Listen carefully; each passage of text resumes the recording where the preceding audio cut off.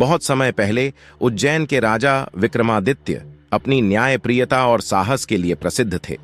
उनकी वीरता और सत्य के प्रति समर्पण की कहानियां दूर दूर तक फैली हुई थीं।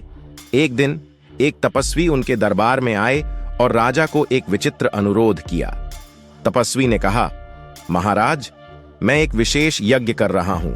इसके लिए मुझे श्मशान भूमि से एक बेताल लाना होगा जो पीपल के पेड़ पर उल्टा लटका रहता है। लेकिन ध्यान रहे, वह बेताल बहुत चालाक और कुटिल है। यदि आपने रास्ते में कोई भी शब्द बोला तो वह बेताल तुरंत अपने स्थान पर लौट जाएगा। क्या आप मेरी सहायता करेंगे? राजा विक्रमादित्य ने तपस्वी की बात मान ली। वे श्मशान भूमि की ओर चल पड़े। वहां रात का समय था। चारों ओर घना अंधकार और डरावना सन्नाटा छाया हुआ था।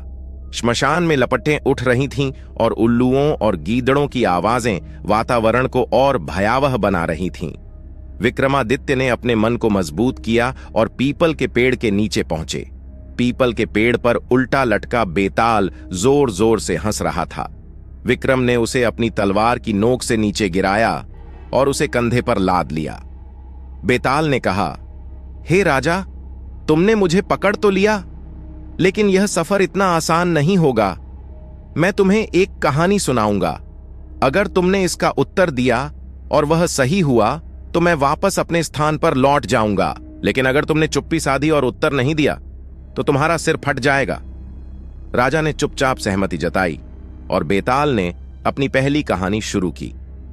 एक राज्य में एक राजकुमार था जो अपनी वीरता और बुद्धिमानी के लिए प्रसिद्ध था।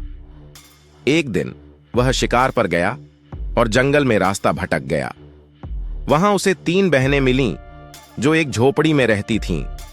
बड़ी बहन ने राजकुमार को भोजन कराया, दूसरी ने उसकी थकान दूर करने के लिए झूला झुलाया और सबसे छोटी बहन ने अपनी मधुर वाणी से उसे प्रसन्न किया। राजकुमार तीनों बहनों से बहुत प्रभावित हुआ।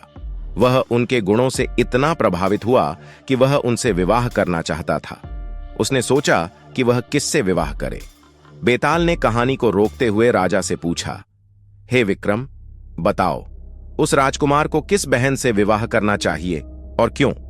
राजा विक्रमादित्य ने कुछ देर सोचा और कहा, राजकुमार को सबसे छोटी बहन से विवाह करना चाहिए, क्योंकि उसने अपनी वाणी से उसे प्रसन्न किया। भोजन और झूला तो कोई भी दे सकता है, लेकिन मन को प्रसन्न करने वाली वाणी एक अद्वितीय गुण है। राजा का उत्तर सही था। बेताल हंसते हुए वापस पेड़ पर चला गया। राजा विक्रमादित्य ने फिर से बेताल को पकड़ा और अपने कंधे पर लाद लिया। बेताल ने एक और कहानी शुरू की। एक नगर में एक व्यापारी था। उसके पास अपार धन दौलत थी, लेकिन उसकी कोई संतान नहीं थी। उसने सोचा कि वह अपनी संपत्ति का उत्तराधिकारी किसी योग्य व्यक्ति को बनाएगा। एक दिन उसने घोषणा की कि जो भी उसकी 3 परीक्षाओं को पास करेगा वही उसकी संपत्ति का उत्तराधिकारी बनेगा। पहली परीक्षा में व्यापारी ने कहा, जो मेरी बेटी को प्रसन्न कर देगा वह यह परीक्षा पास करेगा। कई युवक आए, लेकिन एक बुद्धिमान युवक ने अपनी विनम्रता और समझदारी से उसकी बेटी को प्रभावित कर दिया। दूसरी परीक्षा में व्यापारी ने कहा, जो मेरे बगीचे में सबसे दुर्लभ फूल लेकर आएगा वही पास होगा। युवक ने जंगलों में भटककर एक ऐसा फूल ढूंढा जो बहुत दुर्लभ और सुंदर था। तीसरी और अंतिम परीक्षा में व्यापारी ने कहा, जो मेरी संपत्ति का सही उपयोग बताएगा वही पास होगा। युवक ने उत्तर दिया, संपत्ति का सबसे अच्छा उपयोग दूसरों की भलाई में है। इसे समाज के उत्थान और जरूरतमंदों की मदद में लगाना चाहिए।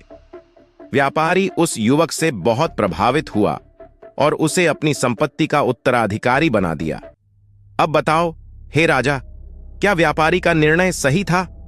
राजा विक्रमादित्य ने कहा, हां, व्यापारी का निर्णय सही था। युवक ने अपनी बुद्धिमानी, विनम्रता और दयालुता से यह साबित कर दिया कि वह संपत्ति का योग्य उत्तराधिकारी है। राजा का उत्तर सुनकर बेताल फिर से पेड़ पर लौट गया। राजा विक्रमादित्य ने हार नहीं मानी और फिर बेताल को लाने के लिए गए। इस बार बेताल ने एक और कहानी सुनाई। एक राजा था जिसकी रानी बहुत ही सुंदर और गुणवान थी। एक दिन राजा के दरबार में एक रहस्यमयी स्त्री आई और राजा से कहा, महाराज, मैं आपके राज्य की प्रजा की भलाई के लिए काम करना चाहती हूं। लेकिन मेरी एक शर्त है, मैं हर रात एक अलग महल में सोऊंगी और कोई भी मेरी गतिविधियों पर नजर नहीं रखेगा। राजा ने शर्त मान ली, लेकिन उसकी जिज्ञासा बढ़ती गई।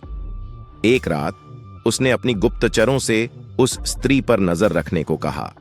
उन्होंने देखा कि वह स्त्री रात में किसी गुप्त स्थान पर जाकर पूजा करती थी और कुछ रहस्यमयी क्रियाएं करती थी। राजा ने एक दिन स्वयं उस स्त्री का पीछा किया और पाया कि वह अपने राज्य के दुश्मनों के लिए जासूसी कर रही थी। राजा ने उसे तुरंत बंदी बना लिया और अपने राज्य की रक्षा की। अब बताओ, हे राजा, क्या राजा का निर्णय उचित था? विक्रमादित्य ने कहा, राजा का निर्णय बिल्कुल उचित था। राज्य की सुरक्षा सर्वोपरि है। यदि कोई व्यक्ति राज्य के खिलाफ कार्य करता है तो उसे दंडित करना न्याय संगत है। बेताल ने मुस्कुराते हुए कहा, सही उत्तर। लेकिन ध्यान रहे, वह तपस्वी जिसे तुम मुझे देने जा रहे हो वह एक धोखेबाज है। वह मेरे बलिदान से अमृता प्राप्त करना चाहता है। यदि तुम उसे रोक नहीं पाए तो तुम्हारा राज्य संकट में पड़ जाएगा। राजा विक्रमादित्य ने बेताल की चेतावनी को गंभीरता से लिया। जब वे तपस्वी के पास पहुंचे तो उन्होंने उसकी असलियत उजागर की और उसे परास्त कर दिया। बेताल ने राजा की चतुराई और साहस की प्रशंसा की और उन्हें आशीर्वाद दिया।